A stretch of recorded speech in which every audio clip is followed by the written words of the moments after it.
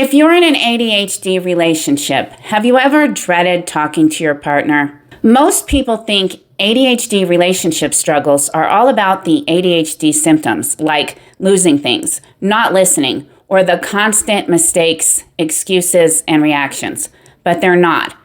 They're really about something else that doesn't get talked about a lot. And that's what I'm talking about today. Not tips, not how to use alarms and reminders, but the main reason why ADHD relationships struggle. I'm Patty, the girl with blue energy. I have bipolar disorder and ADHD, and I make videos about mental health and personal growth. If you're the ADHD partner, have you ever felt like this? I hate dealing with my partner's reaction when I've made a mistake. I lost my keys, phone, wallet, driver's license, credit card, glasses, earbuds, again. And if you're the non-ADHD partner, have you ever felt like this? Again? You lost your keys, phone, wallet, driver's license, credit card, glasses, earbuds, again? I hate dealing with my partner's constant mistakes, excuses, and reactions. ADHD affects relationships in ways that people may not even realize. Did you know that ADHD relationships have a divorce rate that's twice as high as the general population?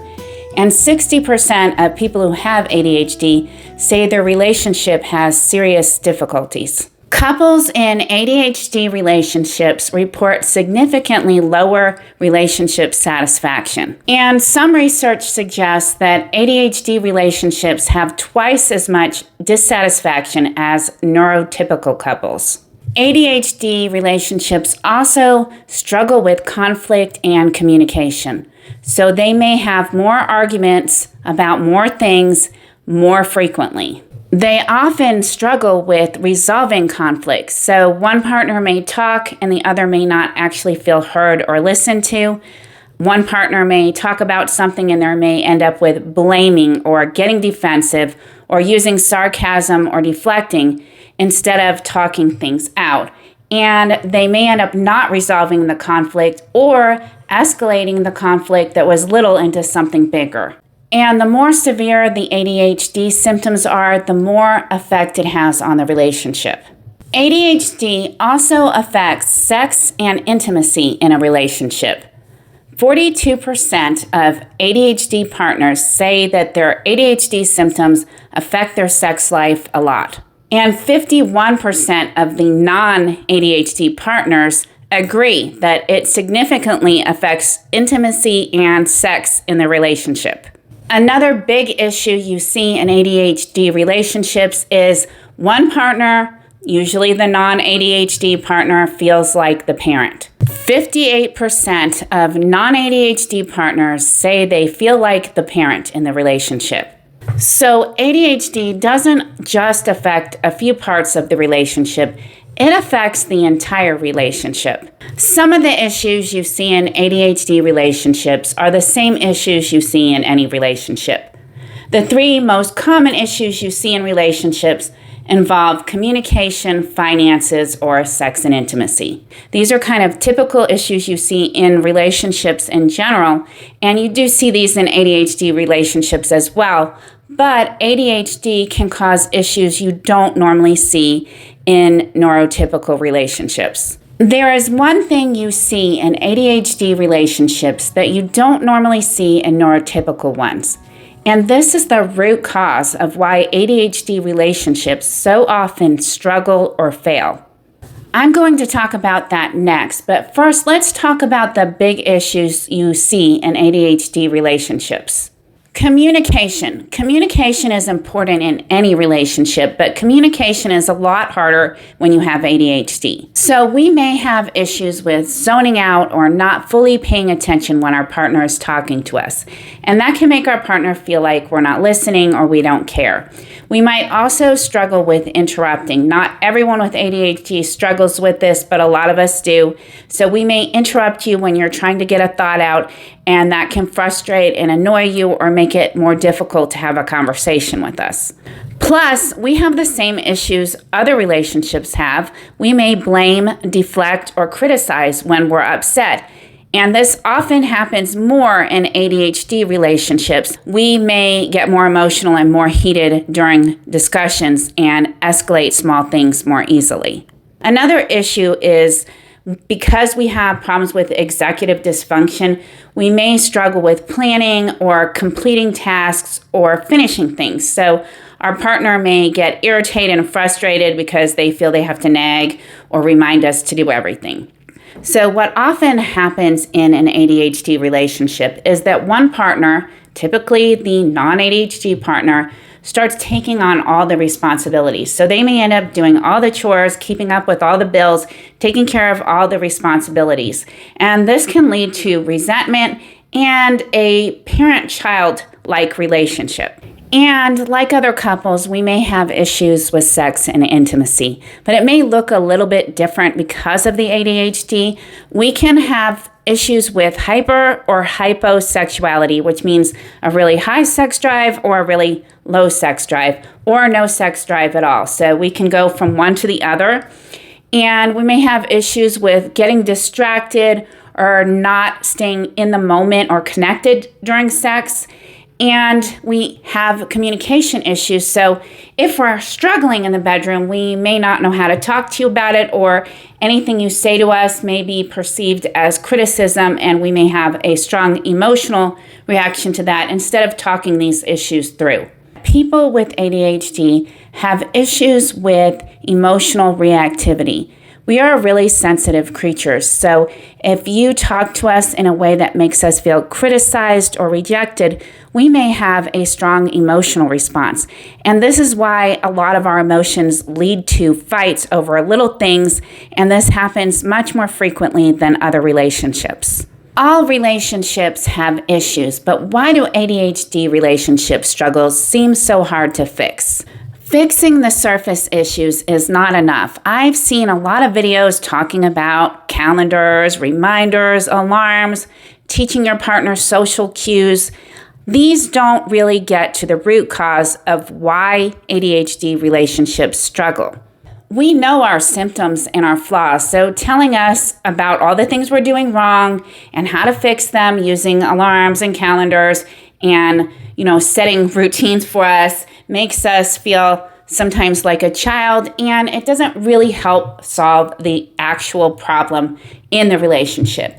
We know we are like this. We know we have ADHD. We know our symptoms. So when you point out, use this alarm or calendar or do this or do that, it feels like rejection and criticism. People with ADHD often struggle with something called rejection sensitivity dysphoria. And what that basically means is they feel intense emotional pain when they feel criticized or rejected.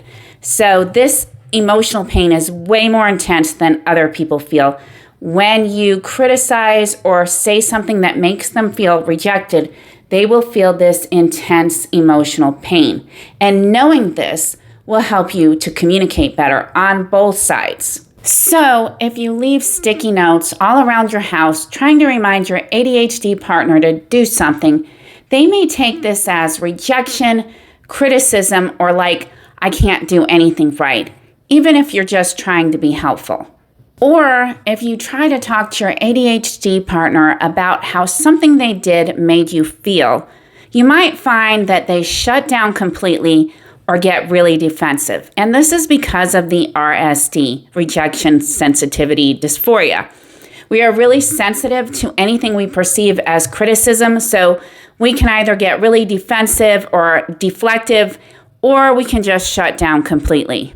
This doesn't mean you can't talk or have a successful relationship if you have ADHD. It just means that both partners need to be aware of how RSD affects communication and work on communicating in a way that is sensitive to both partners in the relationship. How can you make an ADHD relationship work? Communication is important in any relationship, but it is especially important in ADHD ones. So you need to have clear and honest communication with mutual listening. And this can be really hard in ADHD relationships because we do struggle with listening, with not having emotional reactions, with interrupting. So these are a couple things I do in my relationship that helps me and hopefully will help you too. When I need to have a tough conversation, I sit down and write down all of my thoughts and feelings. This gives me time to process my emotions and make sure I'm clear on what I'm trying to say.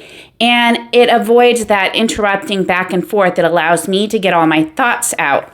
This method, I think, works for both partners because when it's written out, it gives you your space to say what you need to say and your partner space to react to it. Another thing I will say is don't avoid tough subjects just because the person is sensitive on either side, because not talking things through will eventually lead to a fight that you're trying to avoid, and it doesn't make for a healthy relationship. Responsibilities are another big issue in ADHD relationships. When one partner is handling all or most of the responsibilities or having to nag and remind the other partner to do things, this can create feelings of resentment or lead to a parent-child type dynamic, which is just not healthy in any relationship. So instead of nagging, criticizing, or arguing with your partner over tasks, create systems. A lot of times these issues are not laziness, but issues with executive dysfunction. So creating systems helps. For example, if your trash is constantly overflowing and your partner never takes the trash out, instead of nagging them, create a system. Tuesday is trash day. Tuesday, you take the trash out. And if they need to, they can set a reminder or an alarm on their phone to remind them that Tuesday's trash day. Don't do this for them because this will reinforce the parent-child type dynamic. They can do this, I can do this, we can do this ourselves. Another thing that I do in my relationship, because whether you're ADHD or not, usually there's one messy person and one clean person in the relationship. So instead of constantly having arguments about how messy things are, give your ADHD partner a little bit of space. So your bedroom can be messy, or the bathroom could be messy, or your certain small area of the house can be messy, but not the whole house. Allowing them to have a small space that they can keep the way they want to without worrying about making their partner unhappy is one way to resolve the messy and clean friction. Stop trying to fix their problems. Their problems are their problems and your problems are your problems. So don't step in and try to fix things for them. This is how people learn. And by stepping in, you are reinforcing the parent-child dynamic in the relationship, which is just going to make things worse. Keep your finances separated. So you have your checking account and they have theirs. This cuts down on a lot of the money fights. It won't take care of everything, but it does make it easier to manage finances if you each have your own separate accounts. ADHD relationships can struggle with emotional disconnect and problems in the bedroom. And some people with ADHD start to find sex feels like another task or chore. And because of some of the emotional issues that go on in an ADHD relationship, like feelings of resentment or feelings of shame, they may have issues that carry over into the bedroom. So these issues outside of the sex and intimacy may cross over into the bedroom where they're not having that emotional connection they need. So if you notice this going on in your relationship, focus on the intimacy. The small things start to carry over. So little things like reminding your partner you love them or touching their hand or complimenting them can help build the relationship up and improve the communication and the sex and intimacy in the relationship. All relationships take work. ADHD can make a relationship more challenging, but you can definitely have a good relationship with ADHD.